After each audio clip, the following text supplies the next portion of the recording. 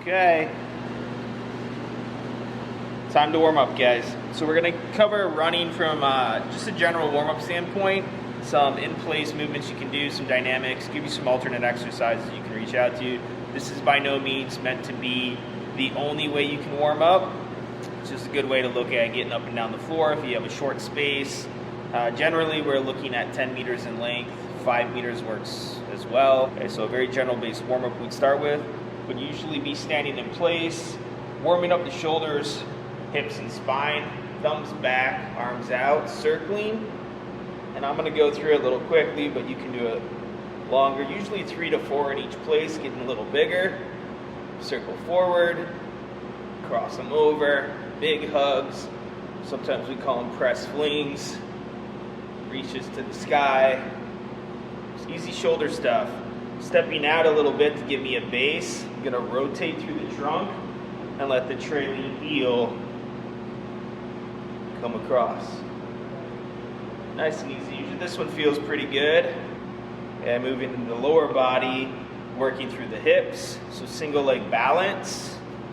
We're not forcing any of these. So if you need to use something to hold range of motion, just think of the hip capsule warming that up.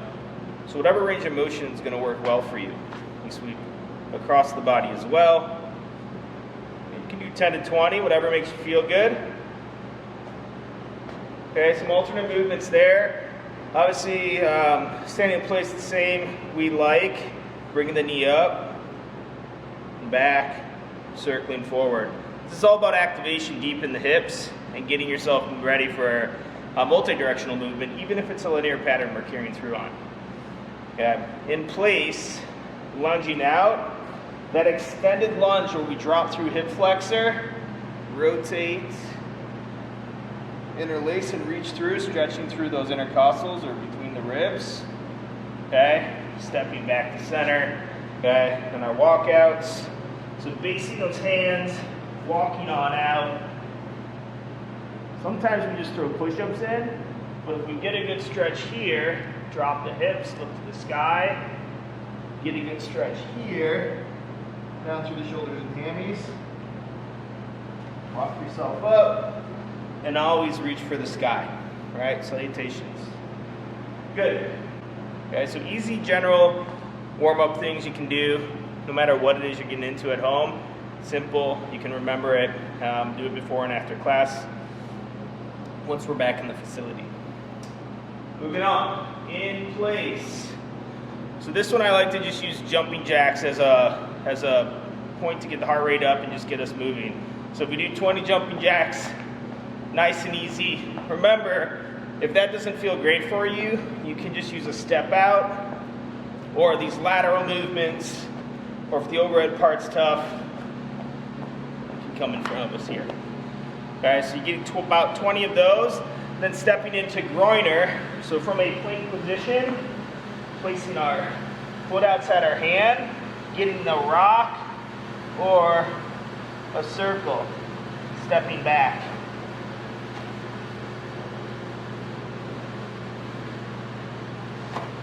So whatever works for you. Come back up, we'll do some more jumping jacks. At that point, we're going to step wide. It's called like an A-frame. I'm going to sit into a quarter squat and just shift laterally. So the hips aren't rising up, just moving side to side here. Really pushing through the edge of the foot so we can get a good stretch here through the groin. Okay? More jumping jacks. This time bringing the feet into a base of a squat. Bootstrappers. Pulling down to half squat.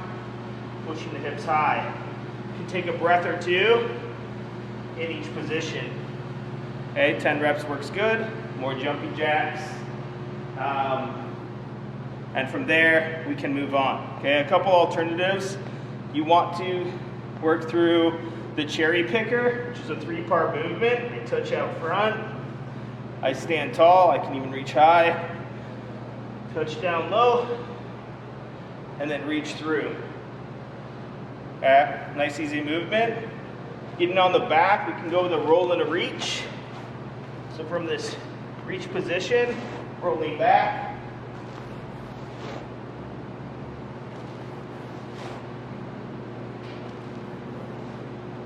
Some easy ones you can plug and play there if you want to extend it or replace any of the movements.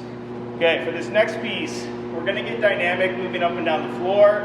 I'm just going to do a quick start for each movement. First part being just down and backs. This is an easy one. You start jogging it out. On one side of the floor, I'd reach down and touch with the left hand. On the other side, with the right hand. Okay, so not only are we picking up, increasing the heart rate, changing direction, we're working through the trunk as well. Okay, we go to a straight leg march, simply toy soldier, Frankenstein, whatever you want to call it. Opposite hand to opposite foot. Oop, that was a tough one. Okay, we can carry that down the floor. Every time we're going to jog it back. So once I hit the other side of the floor, I'd turn around and just jog it back. Next movement, the knee hug. So bringing the knee high into the chest, giving it a squeeze. And if you want to, elevating up onto the toe. Take a step forward. Okay, we carry it down the floor. We jog back.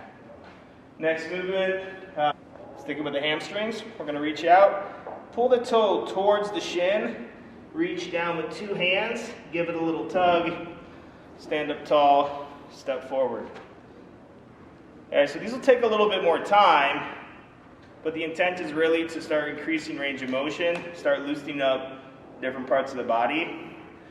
So that's just a step and reach. The next one, we're going to go with a pull and reach. So I'm going to reach back, grab my ankle. Okay, try not to just grab your foot. Pull it towards heel to butt. And then to extend through hip flexor, reach up with the opposite hand. We'll step through. Boom. Okay, come down the floor, jog it back. Some alternates here we can work in. Our walk series. So you guys may have seen these. I can go with toe walks, just stay in balance. Heel walks.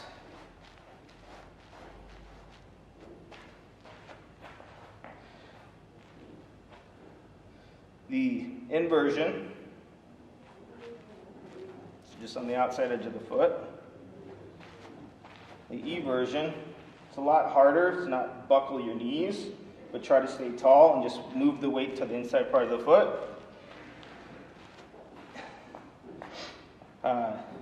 Internal rotation, so just rotating the feet in, and external rotation. Okay, so easy stuff you can add in. Really helps with the ankles and the calves and builds strength. A lot of times I see people running, they're stretching their calves at the stoplight, jogging in place, but they forget about the tibialis anterior here, your shin, where you might feel some tightness or shin splints. Those are easy, right? They need to be taken care of. All that ankle stuff works well as those just getting down and stretching there. Okay. Cool. Last piece, we'd pick up the pace. And these would be done again with a jog back, but it's a higher pace down. So we'd go with high knees, getting those feet up nice and quick, jog it back, heel lifts, your butt kicker, jog it back, we shuffle, jog, shuffle the other direction, jog it back. Okay, you go through two of those, you'd be pretty good, ready to go. Some alternates there at the end. We can also work back pedal or change your direction, right? Staying low after 5 or 6 paces. Turn and sprint. Step outs. So similar to high knees. Just moving back. Go with the high knee, but go to a power skip.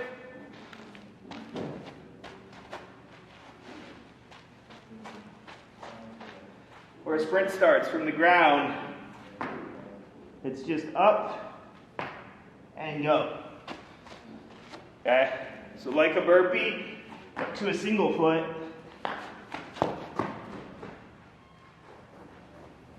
Cool. If that doesn't get you warm, we got problems. Okay, so a lot to go over there. That's why I made some notes on the board. Break it down, go through each sequence, pause as needed. Try not to talk while you're doing it. That gets you breathing heavy. All right, have fun with that.